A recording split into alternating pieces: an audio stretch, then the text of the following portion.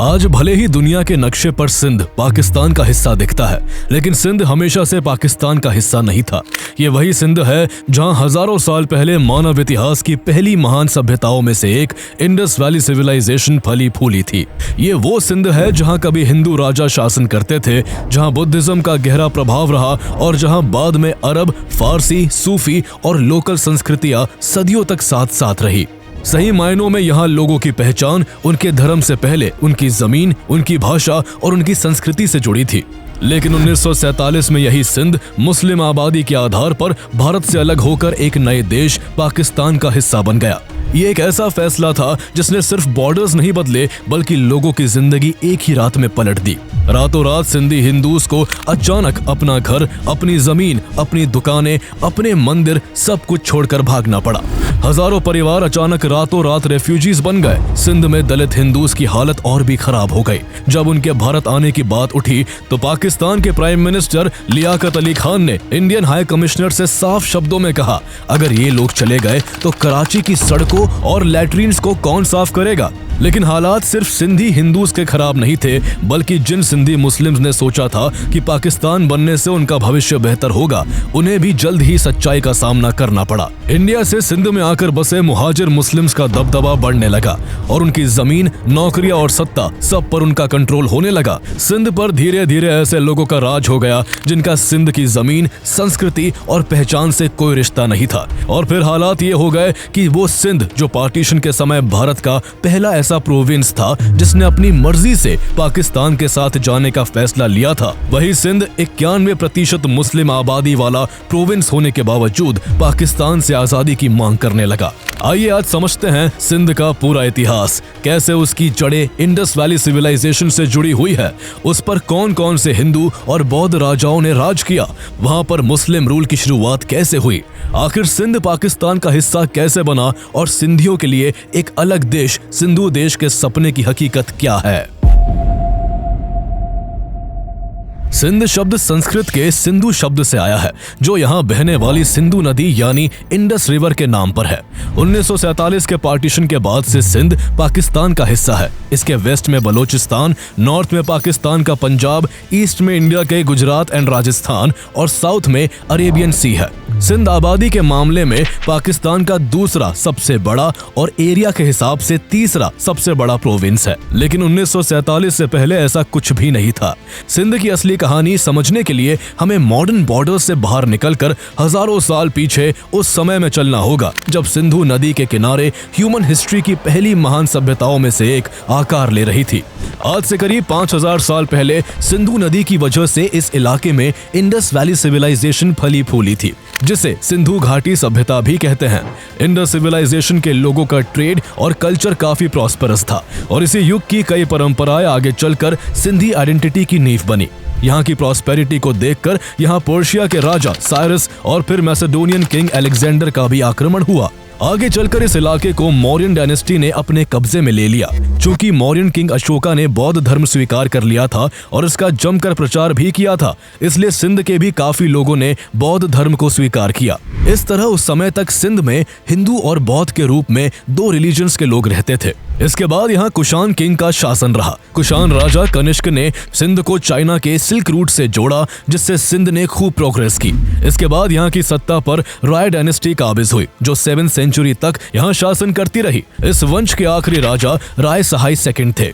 चूंकि उनकी कोई संतान नहीं थी, इसलिए राय साहेब सेकंड की मृत्यु के बाद उनकी विधवा पत्नी रानी सुहंदी ने दरबार के ही एक ब्राह्मण अधिकारी चच से शादी कर ली। कहा जाता है कि चच बेहद अट्रैक्टिव और इंटेलिजेंट थे और रानी सुहंदी से शादी के बाद वो सिंध के राजा बन गए। चच से रानी सुहंदी को दाहिर नाम का एक पुत्र हुआ, जो आगे चलकर सिंध के एक महान रूलर साबित हुए। हालांकि राजा चच के बाद 9 सालों के लिए उनके भाई चंद्रसेन सिंध के राजा बने थे, जिन्होंने बौद्ध धर्म अपना लिया था और इसी को अपना राज धर्म डिक्लेयर कर दिया था। इससे चंद्रसेन के समय में बौद्धों को काफी हायर रैंक मिला। लेकिन जैसे ही दाहिर सिंध के राजा बने, उन्होंने हिंदू धर्म को अपना राज धर्म घोषित कर दिया, जिससे बुद्धिस्ट का इन्फ्लुएंस काफी कम हो गया। ऐसे में राजा दाहिर से बुद्धिस्ट काफी गुस्सा हुए और उनसे बदला लेने के लिए अच्छे मौके का इंतजार करने लगे। आगे चलकर यही दुश्मनी सिंध सिंध को ऐसे लोगों के हवाले करने वाली थी जो धीरे धीरे वहां के हिंदू और बौद्ध दोनों के अस्तित्व को खत्म करने वाले थे। राजा दाहिर के रूल में सिंध खूब फला फूला और उनका एम्पायर मकरान से लेकर गुजरात तक और मालवा एंड मुल्तान से लेकर सदर्न पंजाब तक फैल गया। उनके शासनकाल में सिंध में जमीन और समुद्र दोनों मार्गों से ट्रेड होता था, इसलिए राजा दाहिर का राज्य सिंध काफी प्रॉस्पेरस था। सिंध की ही प्रॉस्पेरिटी अरब इन्वेडर्स को बार बार अपनी ओर खींच रही थी। जिस समय राजा दाहिर सिंध में रूल कर रहे थे उससे करीब 50 साल पहले साल 610 एडी में सऊदी अरेबिया में एक नए धर्म इस्लाम का राइज हो रहा था। इस्लाम काफी तेजी से पॉपुलर हुआ और अरब देशों में फैल गया। जैसे जैसे पॉपुलैरिटी बढ़ी इस्लामिक रूलर पावरफुल होते गए। राजा दाहिर के एम्पायर के समय तक इस्लाम की फर्स्ट डायनेस्टी उमैयद का शासन था, जिसके शासक खुद को खलीफा कहते थे। 6th उमैयद खलीफा अल वलीद वन ने अपने रूल में बेहद क्रूर अल हज्जाज इब्न यूसुफ को इराक का गवर्नर बना रखा था। साल 707 एडी में खलीफा अल वलीद वन का बेशकीमती जूल आदमी, औरत और बच्चों से भरा एक मर्चेंट शिप्स श्रीलंका से इराक की ओर आ रहा था, लेकिन समुद्री डाकुओं ने उसे सिंध के डेबाल पोर्ट के पास लूट लिया और उस पर सवार सभी पैसेंजर्स को बंदी बना लिया। इस घटना से अल हज्जाज भड़क उठा। चूंकि डेबाल पोर्ट राजा दाहिर के एम्पायर का हिस्सा था, इसलिए उसने राजा दाहिर के पास खत लिखकर अपने मर्चेंट शिप्स को लौटाने को कहा, लेकिन राजा दाहिर ऐसा नहीं कर सके क्योंकि ये काम समुद्री लुटेरों का था। राजा दाहिर के इस रिस्पॉन्स से अल हज्जाज गुस्से से भर उठा और सिंध के खिलाफ जिहाद की घोषणा कर दी। इसके बाद अरबों ने सिंध पर कुल 15 आक्रमण किए, जिनमें 14 बार राजा दाहिर ने उनके छक्के छुड़ा दिए, लेकिन 15वें आक्रमण में नतीजा बदल गया। 14 बार की हार से परेशान अल हज्जाज ने 15वें आक्रमण के लिए खुद अपने भतीजे मोहम्मद बिन कासिम को एक विशाल सेना के साथ सिंध भेजा। साल 712 एडी में सिंधु रिवर के किनारे अरब सेना और सिंध की सेना के बीच घमासान युद्ध हुआ। इस युद्ध में सिंध की सेना ने मोहम्मद बिन कासिम को 3 बार मात दी और उसे पीछे हटने पर मजबूर कर दिया। ऐसे में सालों से राजा दाहिर से बदले के लिए तरस रहे बौद्ध मोक्ष वासव और ज्ञान बुद्ध ने मोहम्मद बिन कासिम से हाथ मिला लिया। उनसे सिंध के किले का पूरा भेद जानकर मोहम्मद बिन कासिम ने राजा दाहिर को हरा दिया। मोहम्मद बिन कासिम इतना क्रूर था कि उसने राजा दाहिर के कटे हुए सिर के साथ उनकी 2 बेटियां सूर्या देवी और प्रेमला देवी को अरब खलीफा के पास तोहफे के रूप में भेज दिया।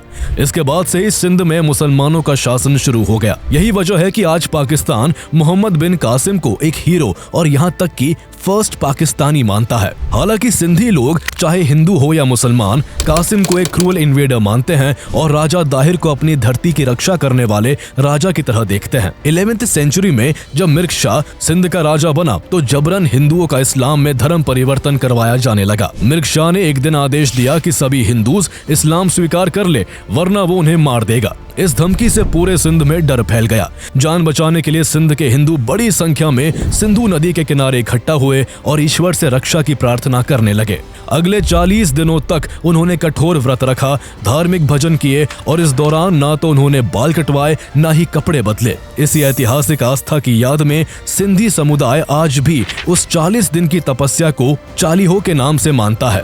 कहा जाता है कि 40वें दिन उन्हें एक डिवाइन वॉइस सुनाई दी जिसने कहा, मैं स्वयं एक मॉर्टल रूप में धरती पर आऊंगा और तुम्हें मिर्ग शाह के अत्याचार से बचाऊंगा। इसके बाद सिंध की धरती पर एक हिंदू दंपति के घर भगवान झूलेलाल का जन्म हुआ। झूलेलाल ने बड़े होकर मिर्ग शाह को समझाया कि सभी धर्म एक है और उसे हिंदूस पर अत्याचार बंद कर देना चाहिए, लेकिन मिर्ग शाह नहीं माना और उल्टा सैनिकों से झूलेलाल को कैद करने का आदेश दे दिया।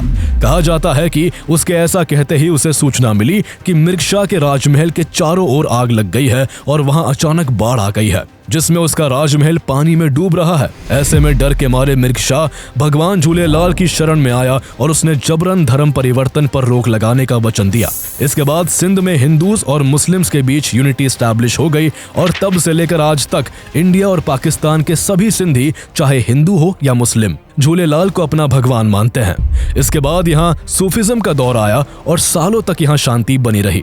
आगे चलकर अकबर ने सिंध को अपने कब्जे में ले लिया और फिर सिंध औरंगजेब तक मुगल एम्पायर का हिस्सा बना रहा। लेकिन औरंगजेब के बाद जब मुगल्स कमजोर हुए तो सिंध पर पड़ोसी बलोच सरदारों ने कब्जा जमा लिया। ये वही दौर था जब ईस्ट इंडिया कंपनी भारत में अपना राज लगातार बढ़ा रही थी और इसी कड़ी में सिंध पर भी अंग्रेजों की नजर गई। साल 1758 में अंग्रेजों ने सिंध की राजधानी थट्टा में अपनी एक कंपनी भी खोली, लेकिन इससे अंग्रेजों को यहाँ कोई खास सफलता नहीं मिल सकी और जल्द ही उन्हें इसको बंद करना पड़ा। उन दिनों ब्रिटिशर्स से नेवल कॉन्फ्लिक्ट में मात खाने के बाद नेपोलियन लैंड रूट से इंडिया को इन्वेड करने की प्लानिंग कर रहा था। ब्रिटिशर्स को डर था कि कहीं भारत जैसा खजानों से भरा देश उनके हाथ से निकल ना जाए, इसलिए गवर्नर जनरल लॉर्ड मिंटो ने अपने रिप्रेजेंटेटिव्स को तेहरान, काबुल, लाहौर और सिंध भेजकर फ्रेंडली ट्रीटीज के जरिए फ्रेंच चैलेंज को काउंटर करने का प्रयास किया। ऐसे में साल 1809 में सिंध और अंग्रेजों के बीच भी treaty of eternal friendship sign हुई और सिंध ने अपने एरिया में फ्रेंच को सेटल ना होने देने का वादा किया। इसके साथ ही एक अंग्रेज रिप्रेजेंटेटिव को हमेशा के लिए सिंध के हैदराबाद में रहने की परमिशन भी दे दी गई। इस तरह अंग्रेजों ने सिंध में एंट्री की और बहुत से हथकंडों के चलते कुछ ही सालों में ब्रिटिशर्स ने सिंध में अपनी सेना को इतना मजबूत कर लिया कि 1843 में बैटल ऑफ मियानी में बलोच सरदारों को हराकर सिंध को अपने कब्जे में ले लिया। इसके बाद ब्रिटिशर्स ने सिंध को बॉम्बे प्रेसिडेंसी का हिस्सा बना दिया ताकि सिंधी एंग्लो अफगान युद्ध के दौरान अंग्रेजों को कोई नुकसान ना पहुंचा सके। इससे सिंध का एडमिनिस्ट्रेटिव ढांचा बदल गया और वहां नए अंग्रेजी कानून लागू किए गए। हैरान करने वाली बात यह रही कि सिंधी सोसाइटी ने बड़ी तेजी से खुद को ब्रिटिश तौर तरीकों में ढालना शुरू कर दिया। कुछ ही सालों में सिंधीज ने इंग्लिश पढ़ना लिखना भी सीख लिया। अंग्रेज सिंधीज के बिजनेस करने के अंदाज से काफी प्रभावित हुए, इसलिए कई सिंधीज को हायर एडमिनिस्ट्रेटिव और कमर्शियल पोस्ट भी दिए। अंग्रेजों ने अपने ट्रेड रूट्स को और कन्वीनियंट बनाने के लिए सिंध में बड़े पैमाने पर नहरें, रेल मार्ग और नए पोर्ट्स बनवाए। इंडस रिवर पर बना सुकुर बैरेज भी इनमें से एक था, जिसने सिंध के एग्रीकल्चर को नई दिशा दी, जिससे सिंध काफी डेवलप हुआ। इन सब के बीच सिंध में समय समय पर कई सिंधी इंटेलेक्चुअल्स और नेता उभरते रहे, जो अंग्रेजों से लगातार सिंध को एक अलग प्रोविंस बनाने की मांग करते रहे। उन दिनों आज का गुजरात भी बॉम्बे प्रेसिडेंसी का हिस्सा हुआ करता था। ऐसे में सिंध में रहने वाले लोगों का कहना था कि मराठी और गुजरातीज के दबदबे के चलते उनके हकों और परंपराओं को दरकिनार किया जा रहा है। बात इतनी आगे बढ़ी कि साल 1913 में एक लोकल सिंधी हिंदू लीडर हरचंद्राई विशनदास ने सिंध को एक अलग प्रोविंस बनाने का प्रस्ताव रखा। आगे चलकर उनकी इस मांग को ऑल इंडिया मुस्लिम लीग ने भुनाना शुरू कर दिया और साल 1925 में एक रेजोल्यूशन पास करके सिंध को बॉम्बे प्रेसिडेंसी से सेपरेट करने की मांग रख दी। 3 साल बाद 1928 में ऑल पार्टीज कॉन्फ्रेंस में मोतीलाल नेहरू के नेतृत्व में नेहरू कमेटी फॉर्म की, जिसने कहा कि सिंध को अलग प्रोविंस बनाया जाना चाहिए, लेकिन तभी जब ये साबित हो कि वो फाइनेंशियली सेल्फ सफिशिएंट है।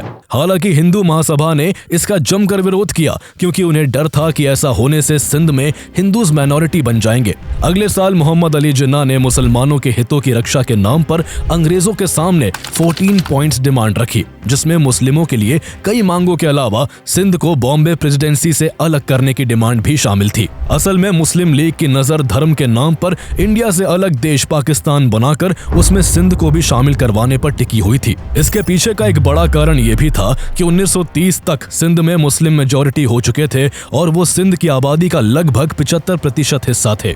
हालांकि सिंध भारत के अन्य हिस्सों की तुलना में कम सेक्टेरियन था, लेकिन प्रांत के मुस्लिम एलीट और उभरते हुए मुस्लिम मिडिल क्लास ने अपनी पॉलिटिकल और इकोनॉमिकल सिक्योरिटी के लिए सिंध के हिंदूज को सिंध के बजाय बॉम्बे से जोड़ा।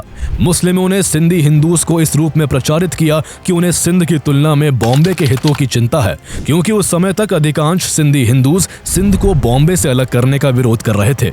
वो ये बात अच्छी तरह जानते थे कि जैसे ही सिंध बॉम्बे से अलग होगा, बंगाल और पंजाब की तरह यहाँ भी हिंसा भड़क उठेगी और मेजॉरिटी होने के कारण मुस्लिम उन पर भारी पड़ेंगे। इस समय तक सिंध की पॉलिटिक्स में मुस्लिमों का दबदबा इस कदर बढ़ चुका था कि साल 1930 में हुए राउंड टेबल कॉन्फ्रेंस में सिंध का रिप्रेजेंटेशन केवल 2 मुस्लिम लीडर्स शाहनवाज भुट्टो और गुलाम हुसैन हिदायतुल्लाह ने किया। सिंध की सेपरेशन पर विचार करने के लिए जो कमेटी बनाई गई, उसके सभी मेंबर्स भी मुस्लिम ही थे।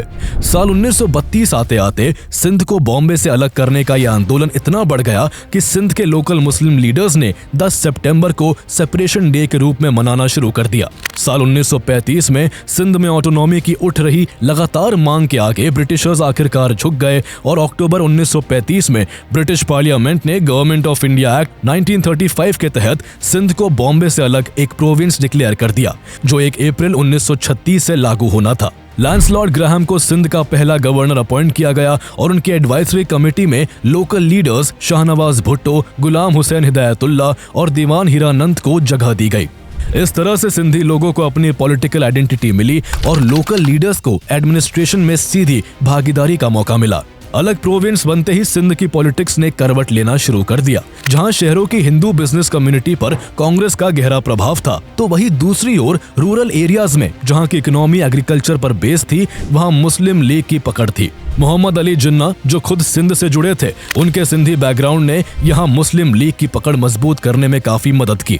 धीरे धीरे उन्होंने अपनी टू नेशन थ्योरी को सिंध के माहौल में भी घोलना शुरू कर दिया। 23 मार्च 1940 को मुस्लिम लीग ने लाहौर में अपना एनुअल सेशन आयोजित किया। इसी सेशन के दौरान एक रेजोल्यूशन पेश किया गया, जिसे बाद में लाहौर रेजोल्यूशन कहा गया। इस प्रस्ताव में पहली बार फॉर्मली ये मांग रखी गई कि ब्रिटिश इंडिया के मुस्लिम मेजॉरिटी इलाकों को मिलाकर इंडिपेंडेंट स्टेट बनाया जाए।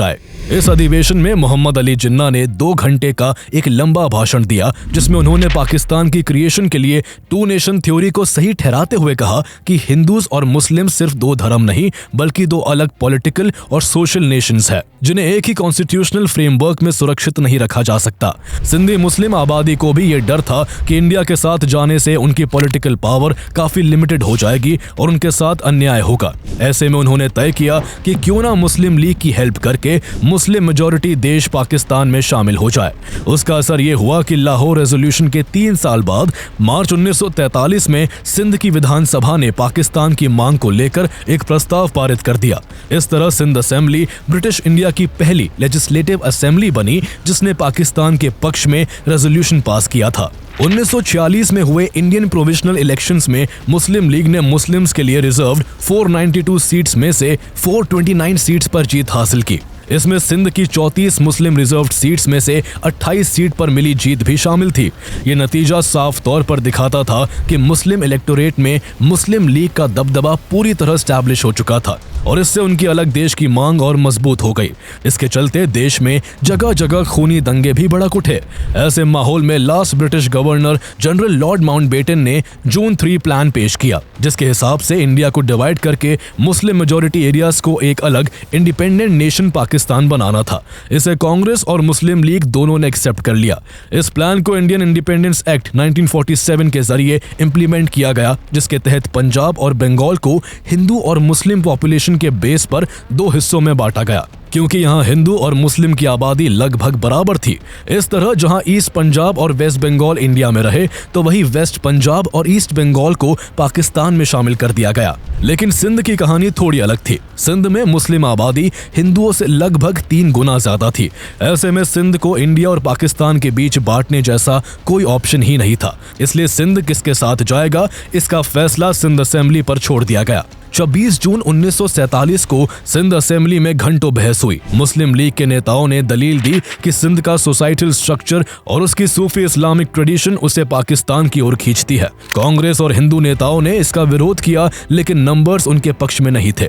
सिंध असेंबली के इलेक्टेड मेंबर्स में से 33 ने पाकिस्तान के साथ जाना चुना, जबकि 20 ने इसके खिलाफ वोट किया। बहुमत पाकिस्तान के पक्ष में था और इस तरह सिंध वो पहला प्रोविंस बना जिसने पाकिस्तान के साथ जाने का फैसला किया। कांग्रेस ने भी सिंध के पाकिस्तान में जाने का विरोध नहीं किया। दरअसल 1946 के इलेक्शंस के बाद ये लगभग कंफर्म हो चुका था कि सिंध असेंबली का झुकाव पाकिस्तान की तरफ है। कांग्रेस अगर जोर लगाकर सिंध को इंडिया में शामिल करने की कोशिश करती, तो इसका मतलब होता एक मुस्लिम मेजॉरिटी प्रोविंस को उसकी असेंबली की इच्छा के खिलाफ रोकना, जो उस समय कांग्रेस की डिक्लेयर्ड पॉलिसी और एथिकल पोजीशन दोनों के खिलाफ जाता। यही कारण था कि कांग्रेस ने सिंध के मामले में कोई अग्रेसिव पुश नहीं दिया। लेकिन कांग्रेस की इस अप्रोच को जर्नलिस्ट और हिस्टोरियन के.आर. मलकानी ने सिंध को भेड़ियों के सामने फेंक दिया गया जैसा बताया था। जैसे ही इंडिया से पाकिस्तान को अलग करने की बात ऑफिशियल हुई, बंगाल और पंजाब में ब्रूटल वायलेंस भड़क उठे और दोनों ही तरफ हजारों लोग मारे गए। पाकिस्तान के हिस्से में गए इलाकों से हिंदूज भागकर इंडिया में शरण लेने लगे, जबकि इंडिया के हिस्से आए इलाकों से मुस्लिम्स पाकिस्तान की ओर भागने लगे। हालांकि सिंध में इस तरह के कम्युनल राइट्स नहीं भड़के, लेकिन वेस्ट पंजाब और ईस्ट बंगाल के मुस्लिम्स ने वहां के हिंदूज पर जो कहर बरपाया था, उसके डर से सिंधी हिंदूज ने भी सिंध छोड़कर इंडिया की ओर भागना शुरू शुरू कर दिया। सिंधी हिंदू कराची पोर्ट पर इकट्ठा होते और जहाजों में सवार होकर भारत पहुंचते। इनमें से कई जहाज गुजरात के तटों पर रुके तो कई मुंबई पहुंचे। इस तरह पाकिस्तान से भारत आए सिंधी हिंदूज की एक बड़ी संख्या आज भी गुजरात और मुंबई में सबसे ज्यादा है। पार्टीशन के उस समय में सिंधी हिंदुओं के दिलों में खौफ इस कदर था कि सिंध की 14 लाख की हिंदू आबादी में से लगभग 12 लाख सिंधी हिंदुओं ने पाकिस्तान छोड़ दिया और भारत आ गए। इस तरह जो लोग अपनी धरती सिंध में पूरी शानो शौकत से रहते थे और जिनके इलाके में धाक थी, उन्हें एक ही पल में अपना सब कुछ पीछे छोड़ना पड़ गया था। सिंगल कम्युनिटी की इतनी बड़ी संख्या को देखते हुए इंडियन गवर्नमेंट ने सायन, बोरीवली और कल्याण में कई रेफ्यूजी कैंप्स बनाए। बॉम्बे में कल्याण और अंबरनाथ के बीच की जमीन पर ब्रिटिशर्स ने जो 5 मिलिट्री कैंप स्टैब्लिश किए थे, वह आजादी के बाद खाली पड़े थे। ऐसे में इंडियन गवर्नमेंट ने इस इलाके में सिंधियों को बसाने का फैसला किया और 8 अगस्त 1949 को इंडिया के गवर्नर जनरल सी राजागोपालाचारी ने यहाँ नए शहर की आधारशिला रखी। चूंकि ये इलाका उल्लास नदी के किनारे था, इसलिए इस शहर का नाम उल्लासनगर रखा गया। इस तरह उल्लासनगर के रूप में उन्हें एक ऐसा ठिकाना मिल गया जहां वो अपनी संस्कृति और जबान को बचाए रख सकते थे। कुछ ही समय में सिंधी हिंदुओं ने अपनी बिजनेस स्किल्स के दम पर उल्लासनगर को एक वेल डेवलप्ड सिटी और इंडस्ट्रियल सेंटर में बदल दिया। आगे चलकर हजारों सिंधी राजस्थान और दिल्ली में भी बसे।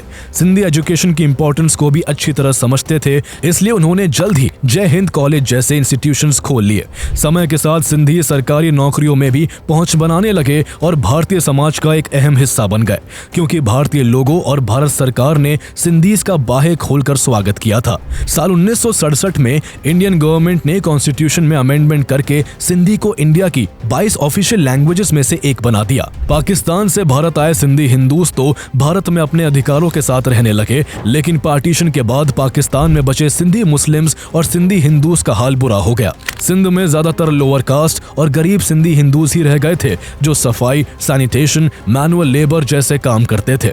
वो चाहकर भी भारत नहीं आ सके, क्योंकि पाकिस्तान सरकार जानबूझकर उनको रोक रही थी। कराची जैसे बड़े शहरों की सैनिटेशन सिस्टम पूरी तरह इन्हीं दलित कम्युनिटीज पर निर्भर थी, इसलिए पाकिस्तान ने एसेंशियल सर्विसेज मेंटेनेंस एक्ट लागू कर उन्हें देश छोड़ने से रोक दिया।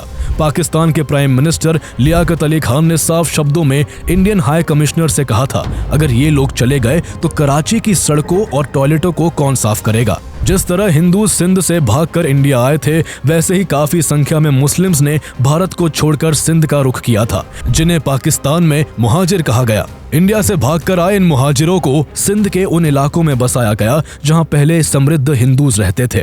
उन्होंने अपने दम पर कुछ बनाने की बजाय सिंध के कराची, हैदराबाद और अन्य शहरों में खाली पड़े घरों और दुकानों पर कब्जा करना शुरू कर दिया। यहाँ तक कि उन्होंने वहां रह रहे सिंधी हिंदूज को भी लूटना शुरू कर दिया। उन्होंने सिंधी हिंदुओं को उनका घर और दुकान छोड़ने की धमकियां भी दी और कईयों की प्रॉपर्टीज को हड़प लिया। यहाँ तक कि सिंध में नए नए आकर बसे इन मुस्लिम मुहाजिर से सिंधी मुस्लिम्स भी ठीक से घुल मिल नहीं पाए। इसके पीछे वजह ये थी कि ये मुस्लिम मुहाजिर्स उर्दू बोलते थे और इनका कल्चर, खान पान और सोशल हैबिट्स भी सिंधी मुस्लिम से अलग थी। मुहाजिर्स खुद को ज्यादा एजुकेटेड और पॉलिटिकली कॉन्शियस मानते थे, जबकि सिंधी मुस्लिम्स ज्यादातर सूफी ट्रेडिशन से जुड़े थे। इसके अलावा सिंध की सत्ता, ब्यूरोक्रेसी, अर्बन एडमिनिस्ट्रेशन और बड़े शहरों पर मुहाजिर्स का तेजी से कब्जा हो गया। यहाँ तक कि पाकिस्तान के पहले प्रधानमंत्री लियाकत अली खान खुद एक मुहाजिर थे, इसलिए उन्होंने अपने पद का फायदा उठाते हुए सिंध में मुहाजिर्स के लिए सरकारी नौकरियों में 2% सीट्स रिजर्व करा दी, जबकि सिंध में उनकी आबादी केवल 1.3% थी। पाकिस्तान की ऑफिशियल लैंग्वेज उर्दू कर दी गई, जिस वजह से सरकारी नौकरी में जाने के लिए उर्दू सीखना जरूरी था। इसलिए भाषा की वजह से सिंधीज को नौकरियां मिलने में परेशानी होने लगी। इससे लोकल सिंधी मुस्लिम्स खुद को साइडलाइन महसूस करने लगे और धीरे धीरे दोनों के बीच एक गहरी कल्चरल और पॉलिटिकल डिवाइड बन गई। कहते हैं किसी भी कम्युनिटी को अगर खत्म करना हो तो सबसे आसान तरीका होता है उसके कल्चर, ट्रेडिशन और लैंग्वेज को मिटा देना।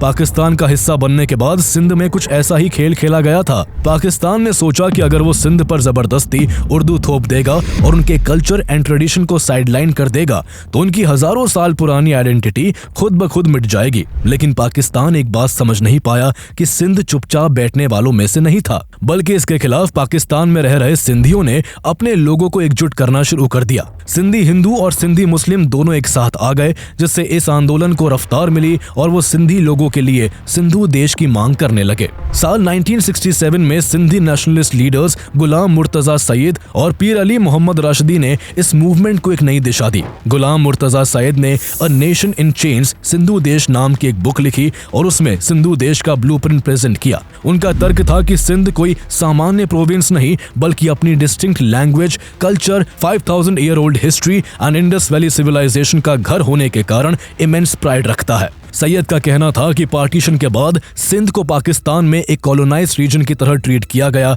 उसकी भाषा को दबाया गया, रिसोर्सेज को सेंटर ने कंट्रोल किया और सिंधी लोगों को अपनी ही जमीन पर पॉलिटिकल पावर से बाहर कर दिया गया। इसी वजह से उनका दावा था कि सिंध की आइडेंटिटी और डिग्निटी को बचाने का एकमात्र रास्ता सेपरेट होमलैंड यानी सिंधु देश है।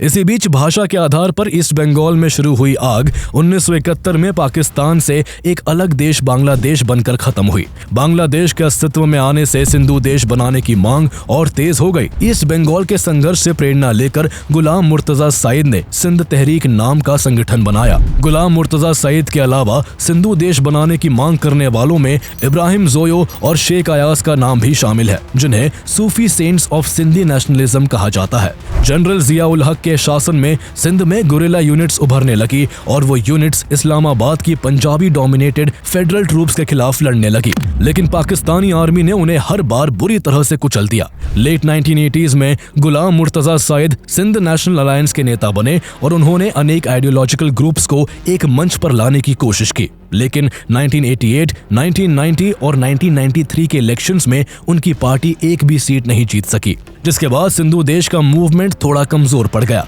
साल 1992 में पाकिस्तानी गवर्नमेंट ने गुलाम मुर्तजा सईद को अरेस्ट कर जेल में डाल दिया और 25 अप्रैल 1995 को कराची में कैद के दौरान ही उनकी मौत हो गई। आज सिंध में जीए सिंध कवामी महज, JSQM, वर्ल्ड सिंधी कांग्रेस, सिंधु देश लिबरेशन आर्मी SLA और जीए सिंध तहरीक जैसी कई प्रो सिंधु देश ऑर्गेनाइजेशंस मौजूद है जो सिंधु देश की मांग को जिंदा रखे हुए हैं। इनमें JSQM जैसे संगठन नॉन वायलेंट इंडिपेंडेंस मूवमेंट की बात करते हैं, जबकि सिंधु देश लिबरेशन आर्मी जैसे ग्रुप्स एक्सट्रीमिस्ट आइडियोलॉजी अपनाते हैं।